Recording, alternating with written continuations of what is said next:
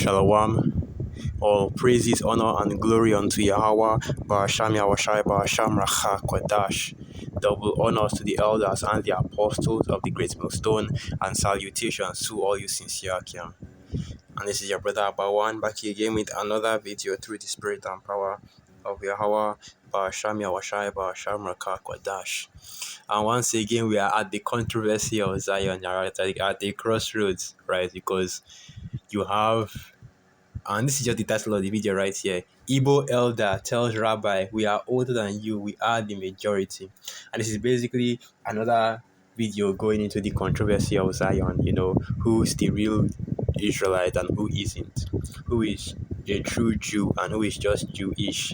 And of course, you already know the answers to that. And let's just listen to this a little bit to see that it has been confirmed in this video once again, right? But here is my challenge to you. All right. I'm hearing some of your traditions. It's like the days of the Bible. Yes. Do you want to remain ancient Israelites or you want to be Jews? And it's interesting that he makes the distinction between the ancient Israelites and the Jews, which is something that you don't really see too many people do today, because they will say that, oh well, they are the true people, right? The Jewish small ones that you see today are the true people that were there in the Holy Land back in the ancient world, which of course, you know that is not the case, right? It goes all the way back to the Hasmonean dynasty with John Hyrcanus first converting Esau Edom into Judea, into the Jewish, we are saying into the Judaism or the Jewish faith, right? And that is how you now have the modern day Judaism with the small hats. But the truth of the matter is that the ancient people, the ancient Israelites, are the so-called Negroes, Latinos, and Native American and Seminole Indians that you see in Babylon the Great and also scattered throughout the four corners of the earth, right? It is, you are a Jew by your spirits, not by your blood. It's like a not by, yeah, a Jew by spirit and by blood, not by flesh, right? So you can't look like an Israelite, right? You don't have to look like an Israelite. Let me just say like that. You don't have to look like a so-called Negro, Latino, or Native American Indian in order to be an Israelite. But your spirit has to be of that line, of that nationality, as it is written. The Spirit beareth witness with our spirit that we are the sons of the Most High, Yahweh Hashem Yahushai, which is exactly, how we go by, not by flesh, but by spirit, right? Because, hey, the flesh can lie, the spirit never lies. That's a video right there. To make sure I understand what you're saying. You are saying that the Igbo people have lost their identity contact with their God, with their maker, with their origin. Okay. Which is of course the truth, That's Jake in a hole. Yeah, how does that go again? For I bear them record, that's the Apostle Paul speaking, and that's what the Apostle Paul said in the book of, I believe it's either Romans or Hebrew. That I bear them record that they have a zeal for the Heavenly Father, right? But not according to knowledge. Because when that rabbi was going into it, the dude basically jumped out of his seat like, they've lost the contact with their God, with their maker, which is of course the truth, right? You see it all over the earth with the 2/3 of our people, especially in Babylon the Great, and you see from the way that they act that they do not know or fear the Heavenly Father. And even, our people that actually come in contact with the truth, well, you see how they feel about it and how they reject it. Romans 10 verse 1, Brethren, my heart's desire and prayer to the Most High, Yahweh Ba'asham Yahushai for Israel, is that they might be saved. And that's right, every brother's prayer from the other apostles on down is that the nation of Israel might be saved, right? If all of our people are delivered, then we get to be delivered as well. But more importantly, when we speak of the nation of Israel, we're not talking about every single Jake, every single Israelite on the planet. We're talking about the elect, the heart's desire, and the prayer to the Most High for our people is that the elect would be delivered, that our Lord Yahushua would return, that Esau will just sharp and do what he wants to do already, because, man, this kingdom, this kingdom. I've been tired of this kingdom since I was born. That kind of spirit. Anyway, Romans 10 verse 2, the main point now. For I bear them record that they have a zeal of the Most High, Yahweh Ba'asham Yahushai, but not according to knowledge. For they being ignorant of the Most High's righteousness, and going about to establish their own righteousness, have not submitted themselves unto the righteousness of the Most High. And that's what you see with majority of our people. Sure, they have some knowledge, they have some understanding, they know who they are, but then they go out and start, believing into believing and delving into all these wayward and false doctrines. For the most part, which of course these Jakes that are here right now, they are into Judaism. I don't think they follow the Talmud or the Kabbalah. I think they're just into the only the Torah.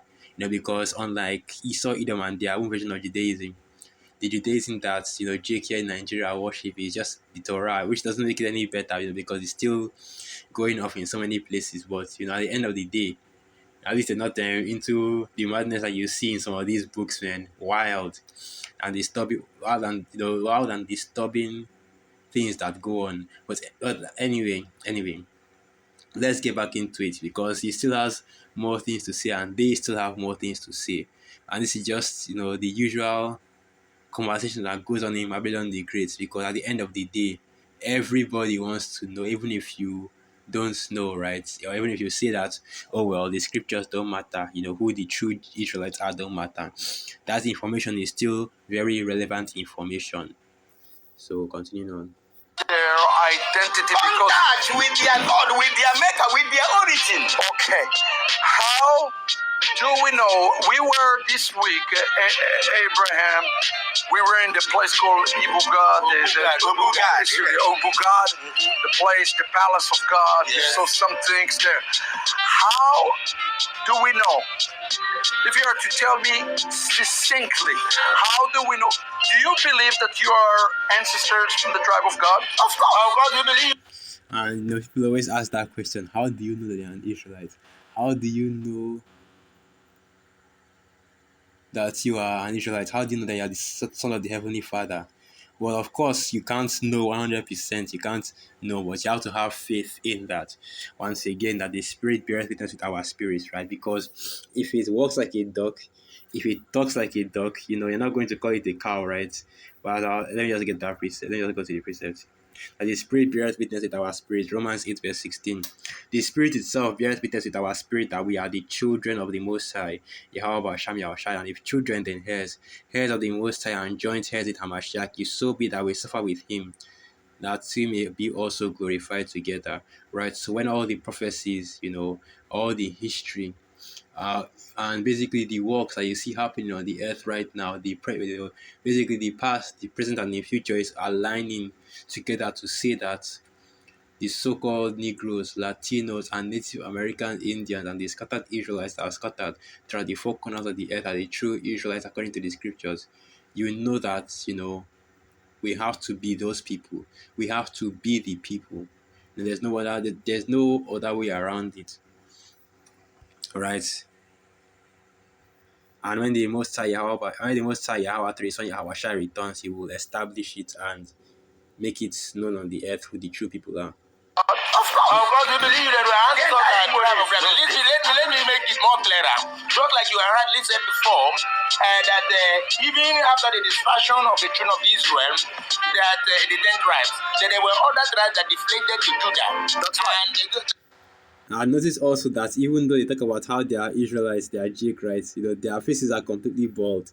And I have to bear with me for data's sake. I had to bring down the quality. So let me just erase the quality for just for this segment, just to show that their faces are completely shaven. And you can see that even after the dispersion of the children of Israel, you can't really see the guy on the right too much, but the guy on the left, you can see that his face is completely shaven. And I believe he also has a bald head, and he also has this that yamak. Is it the yamaka that they call it? The two of them have it on. If you can do, the two of them have it on the yamaka on their heads, and they are shaving, right? They have the yamakas on their head right now, showing you that they are not fully, or they don't have the full understanding of the scriptures, because even the scriptures tells you that a man ought not to be shaving, especially on the beard, and also that you should not prophesy with your head covered. Or let me just get these precepts. Let me just get these precepts. As it's written, thou shalt not mar the corner of thy beards, right, or round the corners of thy heads. which is I just recently got a haircut, sis, and of course, what is I'm looking for, sir? And of course, it's clean. It's not clean shaven. It's just low cut. Anyway, Leviticus 19 verse 27. Ye shall not round the corners of your beard of your heads, neither shalt thou mar the corners of thy beard, which is just the point right there. Our people, especially Israelite men, aren't supposed to be shaving their beard, but you see, these men are clean shaven. Even the Edomite that is there, that looks like an Edomite, of course, has more facial hair than them. And that's just the mindset of Jake here in Nigeria altogether. Oh, no beard, no facial hair. You can't, have any hair on your face. You have to be clean shaven. You have to look, quote unquote, presentable, which is just one of the ways that Esau Edom uses to push our people into wickedness, right? And also, like I said, when you prophesy, which of course they weren't prophesying, but they were still going into the scriptures, right? They were still trying to explain who the true people of the Most High Yahweh Hashem Yahshai are. You should have your head uncovered, right? Because that's the same as dishonoring your. Let me just get the precept. So this is the book of 1 Corinthians 11 verse 4. Every man praying or prophesying, having his head covered, dishonoreth his head. And it's as simple as that. You have to have your head uncovered, because basically you are dishonoring your head, which is our Lord Yahweh Shai, right? So let's continue the video. Just have to point that out, because I think the Apostle Taha did a video on this, and also the other Makama as well. Yeah, but we have to point all these things out, because you know when you speak of the meaning of the Lord and you are teaching the scriptures, even all the way down to your look, everything has to be done decently and in order. You can't just come in looking anyhow, right? Your head clean shaven, your beard clean shaven, your face is completely shaven. It's not. You can't even say it's smoothly shaven, because you see JK in Nigeria that have. You see JK in Nigeria that shave their head. It's all kind of bumps, bruises. All kinds of folds on their head. Uh, and when you see a Jake that is clean shaven, that's when you know that the Jake wasn't meant to shave beard. Now our people weren't meant to shave their beard or their head at all, because it does not look good. You have to be a special kind of. It does not look good at all, even if there's no exception to that. So let's continue playing. The children of Israel, that the 10 tribes, then there were other tribes that deflated to Judah. That's right. And that is to say, a portion, a mixture of other tribes. That's right. Good. Now, when you come to this very part of the world where the Igbos do exist, yes, we are called the tribe of God, because And I don't know if you heard that, but he said they are called the tribe of God. So let me go back and play that again. that's right. Because that's the main point I actually wanted to get, because there's this false doctrine that, has been going out concerning our people, especially here in the Igbo land. Here, especially about the tribe, or the Igbo tribe here in Nigeria, that's all Igbos are from the tribe of God, which you do have Gadites among our people that are Igbos, right? But for the most part, the Igbo tribe here in Nigeria are descended from the tribe of Judah. And even more than that, the reason why, our people consider us, a reason why all these Jews that are here in Igbo are saying that, oh, we're from the tribe of God, is because of a false doctrine concerning the history of the Igbo tribe here in Nigeria. But let's continue playing before I go into that. Now, when you come to this very part of the world where the Igbos do exist, yes, we are called the tribe of God. Because right. So as I was saying, the reason why you have him saying that us all the Igbo, right, are from the tribe of God, is because you have this doctrine going back to the origin of the Igbo people, right? The reason being, for the most part, if you ask any, Jake tribe here in Nigeria, the Bantus, Igbo, Yoruba, and so on, how their people originated, well, they'll tell you about, the travelers from the east, right? And they came and settled there, coming from from the east, which is from the land of Israel, and it goes all the way back to the scattering, all the way back to 70 AD. Okay, because you can look into the history about this prior to 2,000 years ago. You don't have any real history about what was going on in West Africa prior to that time. So let's just get a little bit of this history. right? So I want to get the main point, which is going back to the tribe of the origin of the Igbo people, which is going back to Israelites, or basically one of the sons of God, because that's where that history comes from. Because the first kingdoms here in Nigeria, that you are ruled by Igbos, it was called the Eri kingdom. And one of the sons of God in the scriptures was also named Eri. It was both Eri and Inri. So one of the sons of tribe was also named, one of the sons of God in the scriptures, were also named Eri. So Jake, right, trying to connect our people back to Israel, they saw that name and decided that, oh, that name goes back to the ancestors, right? The descendants of God from that man Eri, that's after the 10 plagues of Moses. And this is where the false doctrine now comes in, because they didn't say the scattering happened when we were in the Holy Land or during 70 AD or during, the Babylonian Empire. They say the scattering happened all the way back to Egypt when when Moses and our people left Egypt, a sect of or a part of the Gadites decided to leave the Israelites and go all the way to West Africa and start to build a kingdom there, which of course did not happen because, as we know, all the children of Israel followed Moses, right, through the Red Sea to the Promised Land, or to the the Promised Land. So let's just go. Let me just look for this. And it's difficult to find this to find that or to find this something that I read a while ago. So difficult. Let me see what I can type. Let me try this instead. Let me try this instead. Israelites. Yeah. Let's try this. Israelite origin of the Igbo. So I can see that, but it's be difficult to find.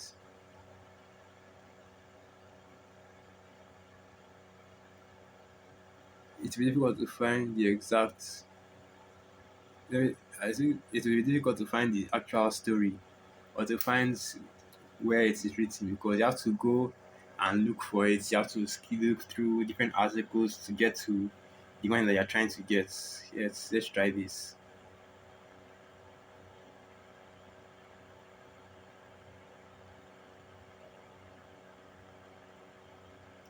All right, here it is. So this is the Vanguard newspaper, the biblical connection. So let's see. Here it is. Okay, let me start from here. By Vincent Ujumadu. There is a debate over the origin of Igbo. Two Anambra communities, Inri in Anaocha local government area and Aguleri in Anambra East local government area, claim the Igbos originated from their areas, right? And you see the Inri, like I said, and the Eri, which is the Eri is one of the sons of God, and I'll get the precept about it that later. Just want to read this first. It was Eze Obidiegu Onyeso, the traditional ruler of Inri, who started the argument when he said his community is the origin of the evil. Shortly after, Aguleri debunked it, saying Onyeso ought to know the truth because he had to visit Aguleri before his coronation in 1988 to receive blessing as Igbo custom demanded of him. According to Aguleri, Aguleri is the first son of Eri who migrated from Egypt. Right, so this is now connecting to the scriptures actually, because the Eri that they're talking about here is a son of God. So they believe that one of the sons of God, right, which is one of the sons of this Eri. And you have to forgive me, I don't know how to pronounce this word. I'm just pronouncing it how I know how to pronounce it in my language. But anyway, I was saying it's not this Eri migrated during the plagues in Egypt and moved over to West Africa to start the Igbo tribes, right? Well, that's not the case because once again, you didn't really have any tribe or any culture here, you know, up until 2,000 years ago, which it starts with the Nok Kingdom, okay, and then eventually leads into the Igbo people and the tribes break it and the different tribes of Jake breaking up here in Nigeria and different parts of West Africa. So what I want to get is the book of Genesis 46. So this is the book of Genesis 46 verse 16. And the sons of Gad, Ziphion and Haggai, Shuni and Esbon, Eri and Arodi and Areli.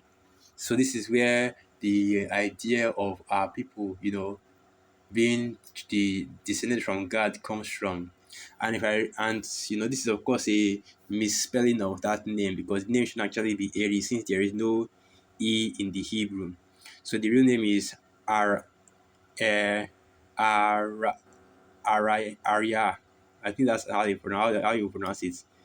Arya. Arya. Because the the Assyrian script is kind of confusing. Let me just get the outline of biblical usage. Watchful, the son of God and progenitor of the family of Arites, right? So if there was actually a tribe, all right, a family in Israel that broke off during the time of Moses, before we departed from Egypt to the Holy Land, the scriptures would have recorded it. The information that we have been put in the scriptures, and even the scriptures tell you that Moses and all the tribes of Israel departed from the land of Egypt. No one was left behind, right? No one perished during the plagues of Egypt. The scriptures even went into detail to go into that as well. So we know that that's actually a false doctrine, right? It's just a way that people are trying to use to connect the Igbos back to the ancient Israelites, which of course they don't need to, right? Because even by our customs, and you can already tell that the Igbos are descended from the nation of Israel. Okay, you can read, and the different historical records going into this, that you had Jakes fleeing persecution from Rome, coming all the way to West Africa to settle, right? That's from Babylon to Timbuktu. There was another one, I've forgotten the name, and this is uh, I, I want to say I uh I want to say, this is Awar. Well, it's not right. Okay, this is the I, not the Iwar, Iwar,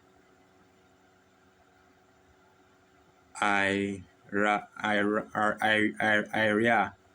So like, yeah, I thought like this was the I in the. This is why I said the Assyrian script is confusing. That's not the I. That's the I. The I. So no, let me just leave it. So, like, I can't pronounce it. But yeah, you get the point now. The This is where that doctrine of the evil people descending from God comes from. And so anytime you see, Jake that's from the tribe of the Igbo saying that, oh well, we come from God, and that's them just saying this because this is where the origin takes place. That's what the majority of our people believe that they descended from, that all Igbos without exception come from the tribe of God, because one of the sons of God, or rather the grandson of God, migrated from Egypt when our people were still in captivity in Egypt to West Africa to start the Igbo tribe. Let's continue reading. But Onyeso would not accept that, as he insisted that his community is the first home of the Igbo before they migrated to other areas and even beyond the shores of eastern Nigeria. His words, "The origin of Inri is Egypt about 2 centuries ago, and the father of Inri was called Gad. Gad was the son of Jacob, while Jacob was the son of Isaac, and Isaac was the son of Abraham. The family tree of Inri was traced from the origin of Abraham, who was the favorite child of the Most High." Right, so basically, like I said, this is where the doctrine of people coming from the tribe of God comes from, which is, of course, once again off, because that is not what happened. Okay, let's continue reading. A man called Eri, the progenitor of Indibo, lived in Egypt and was the special advisor on religious matters to the fifth dynasty of pharaohs of Egypt. It was in those days of Egypt that Eri determined who was going to be the next pharaoh, and by their law, there was a deity called a mem, and anything to happen during the time, the man called Eri in his capacity as the religion advisor to Pharaoh of Egypt was responsible. And this is another origin for our people. Now, this area that they're talking about here most likely is not even Jake, right? Because you know that even the scriptures tell you that the Egyptians saw the Israelites as, I think it was abominable or unclean because they were shepherds, right? The Egyptians had something about shepherds. I've forgotten how that precept goes, but basically either they saw shepherds as unclean or abominable or something like that. Let me try and get that precept.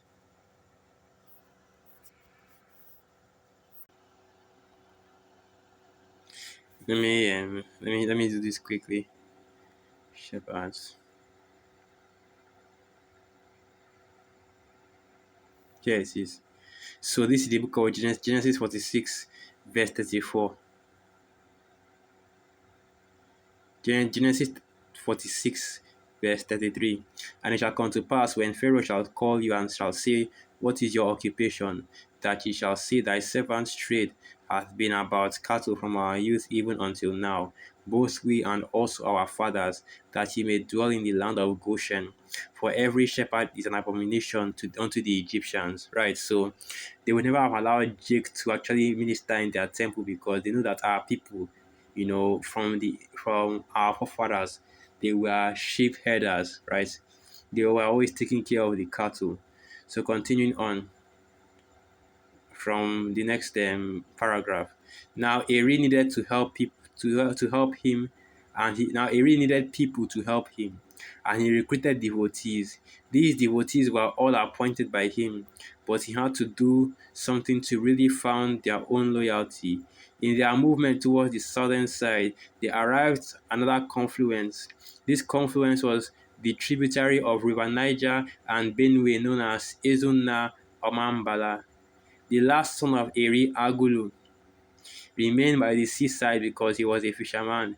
The first child of Eri remained in his father's house until he had a vision and was called to serve God in their own way. Inri was an incarnate to his grandfather Eri. So Inri was the incarnate of Eri, and the functions which their grandfather performed came back to him. While his siblings all left to their respective farming positions, he remained in his father's compound. The Ofo Ndibo resides at Inri because the process is from one Eze to another, which this is going into the customs on how to pass down rulership between different kings of different Igbo tribes. Anyway, that's basically, yeah, that's basically that's just the rundown of the history of our people. That's just the origin of the history of our people and how, so that's the reason why you have so many, jakes among Igbo people that believe that they are Israelites, because we have this history, right, going all the way back to Egypt.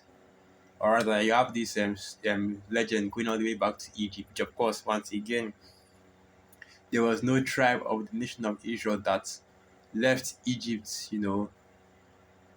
that left Egypt, okay, that didn't follow Moses out of Egypt, but left on their own to start another tribe somewhere else.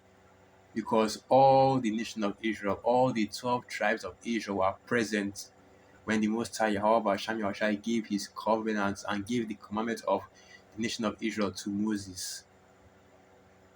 And that was in Mount Sinai, and I was outside of the land of Egypt. So with that, I'll end the video right there. Once again, all praises, honor, and glory unto Yahweh Ba'asham Yahushai, Ba'asham Rakakwa Dash, Wa Abad Baba, Shalom.